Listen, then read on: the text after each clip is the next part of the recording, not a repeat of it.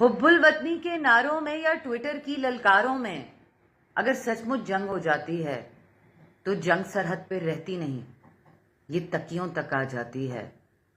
माओं के बेवाओं के ख्वाब सभी खा जाती है, आंख से धोकर मुस्तकबिल पानी पानी कर जाती है। हिंदू मुस्लिम या ईसाई ये फर्क कहाँ कर पाती है, हर एक गली मोहल्ले को खून से नहलाती है। गोली सरहद पार लगे आवाज यहां तक आती है, भूख प्यास और गुर्बत का झंडा भी लहराती है। ये आने वाली नस्लों का नुकसान बड़ा कर जाती है।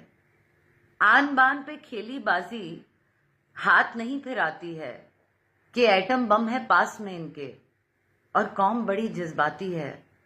वो तोपों तक का किस्सा था, अब दुनिया ही मिट जाती है। सरहदों पर बहुत तनाव है क्या? सरहदों पर बहुत तनाव है क्या? कुछ पता तो करो, चुनाव है क्या?